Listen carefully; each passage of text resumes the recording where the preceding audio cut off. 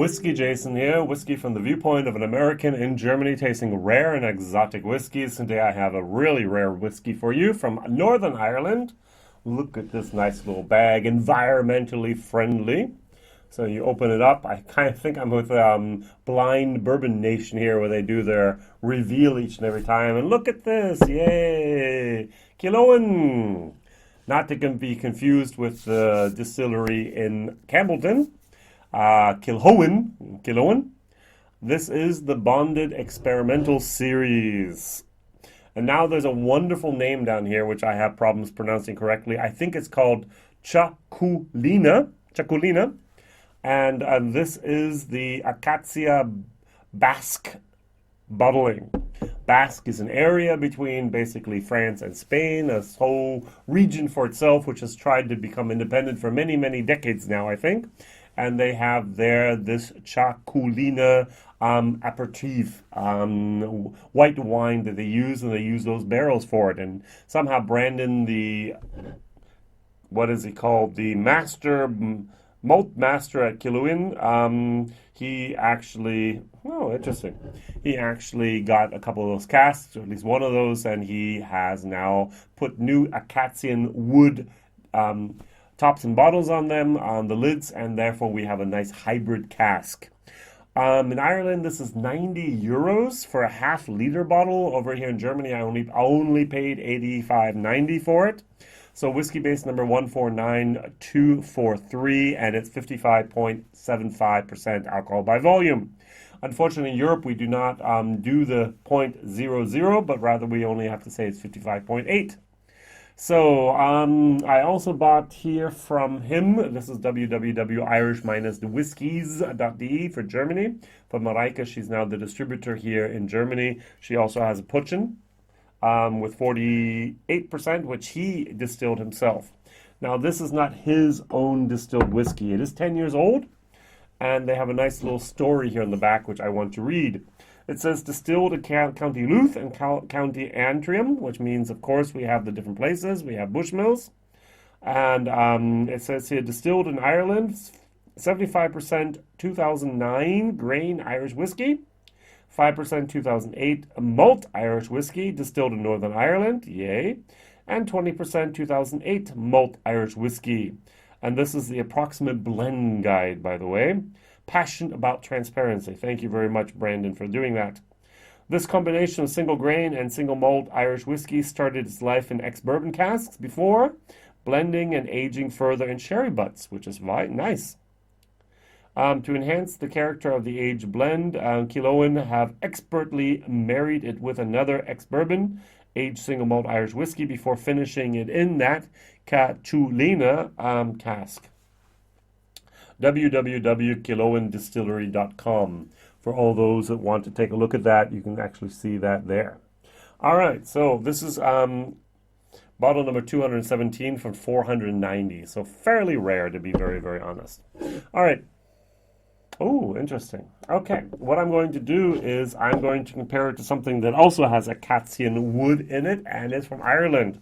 This is Method in Madness, single pot still Irish whiskey, totally different beast to be honest, matured in bourbon and sherry barrels and finished in Acacian wood. Now in Scotland this would not be allowed because you're only allowed to use oak. In America, bourbon can only be in oak. Now over here in Germany as well as in Ireland, we can use any type of wood barrel and or container. And so this is actually allowed to use different things. Chestnut, for example, Acacian, cherry wood, and so on. So this is something that we're going to see more and more of in Ireland actually happening, that people are going to use various cask and wood types, which is very, very experimental and not always bad. 55.8%. I don't get the 55.8% to be honest. Ooh, much sweeter. Interesting. All right.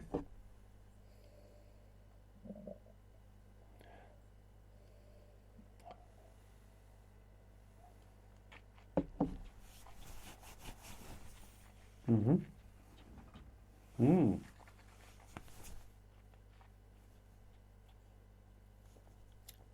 This has a little bit of a tart moment. If you make pancakes yourself, if you do anything baking, blueberry muffins and so on, those are things I sometimes put, or I have put too much baking powder into it. And then at the end, you have this little bit where you can actually squeak your teeth. I'm kind of getting that effect here. That white wine cask with the acacia wood makes it a little bit tart. Is it a bad whiskey? No. Is it a great whiskey? No. Is it a whiskey I would enjoy in the summer more than the winter? Maybe. But that tartness is something that I'm really having a problem getting over. All right. 55.8% though are magnificently blended into this. This is not something that's hot at all. Our Method Madness. I love the concept. This is basically Middleton, Redbreast, Powers, and so on. Jameson, and what they do is they have a nice little own pot still that they can experiment with.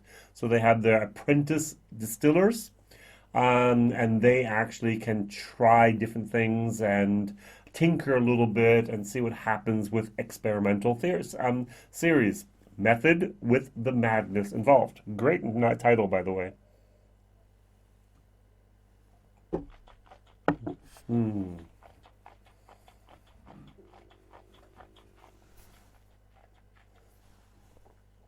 The original came out 2017, and in 2019, 2 bottles showed up on the market, at least here in Germany, of cherry wood and the acacia wood. I think I like the acacia wood a little bit better. What I really can't understand is, or at least I can't differentiate now at this moment, is what exactly that acacia wood did to the spirits. They're kind of divergent. They're not actually anywhere there's an overlap where I go, oh, look, there's here, I can have my stout finish. Very good. Here I can have my virgin oak. Here I know what sherry tastes like, or port, or whatever else. The acacia wood just kind of at the moment eludes me and my ability to pinpoint exactly what it did here, because it's a pot still whiskey, totally different than here, a blended whiskey. All right. So what I'm going to do is, it is a screw top, which I forgot to mention before because I was still using the rest of the whiskey I had from my last video in German. It is wax dipped. There is no dripping whatsoever. Very, very good. A wax dipped screw cap. Well, why not? All right, what I'm going to do is I'm going to dilute it down a little bit, even though the 55.8% really didn't need it. I'm not doing the 3 drops. I'm not opening it up. I'm diluting it. I want to go down to 46, 48% and see what happens there. See that tardiness disappears with a little bit of water added here. I think this bottle is a little bit high priced. 90 euros for a half-liter bottle. That's 180 euros per liter. We're getting almost into the expensive stuff here.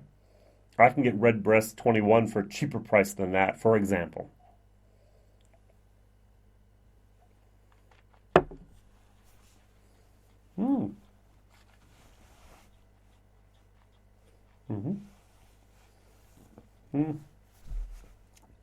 Squeak, squeak, squeak, squeak in my mouth. My tongue and my teeth are squeaking already. There's a unique finish here. There's a unique taste profile. That white wine from the Txakolina Cask really did a number here. And it's an experimental type of series, and that's exactly what they want to do. They want to do things no one else has done before. Bravo. Does it always turn out perfectly? No. Will the Killowen Distillery be some place to watch in the future? Yes. One of the very few places that actually have their own fired, what is it called here?